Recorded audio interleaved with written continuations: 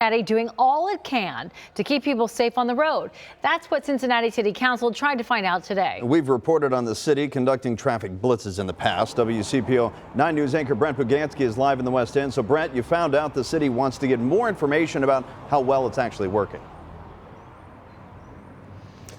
You've got that part about enforcement, and officers can't be everywhere at all times. So you've got little reminders about getting people to slow down. So the posted speed limit here in the West End on Lynn Street is 25 miles an hour. Of course, they've got this little machine right here that gives your speed. It looks like it's not working right now. So they know that they need to do more work, which is why they want Cincinnati police to come up with a plan when it comes to enforcing the law and keeping you safe.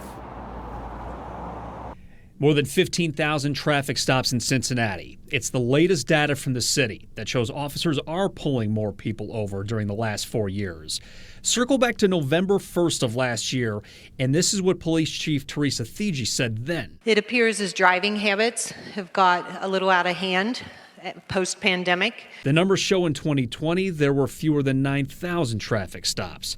Compare it to 2023, that number has risen to more than 15,000. And I think you're starting to see the impact. What we hear from communities is that they want more. Not only more traffic blitzes. 54 on the 30.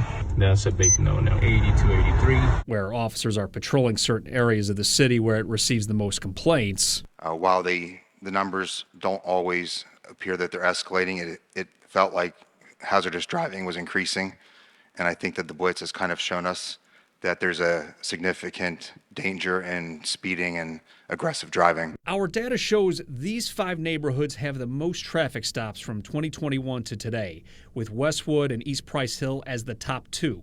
But when it comes to crashes, the Central Business District, Riverfront area, had the second most traffic crashes, yet ranked 16th in terms of traffic stops. Enforcement is a piece of the puzzle. It is not the only answer. It's why Councilmember Mark Jeffries wants police to give them the numbers. How many citations are officers issuing? Which neighborhoods have the most problems? How many traffic blitzes has CPD conducted? And what's the plan for next year? You need a balance where it is a part of the mix of the solution that we want in our communities. So the next step from here is to have CPD put a report together within the next 60 days of their traffic enforcement plan and, of course, their plan for next year. But there are steps being done right now by the city to try to improve everything. One of the areas that we focused on in the past has been Westwood, a stretch of Harrison Road that's about 3.5 miles long that's had a lot of crashes, even fatal crashes. There's going to be about a $6.1 million investment in that area to try to narrow the road. The problem is that's not going to begin until the spring of 2025. For now, we are live in the West End tonight. Brett Pugansky, WCPO 9 News.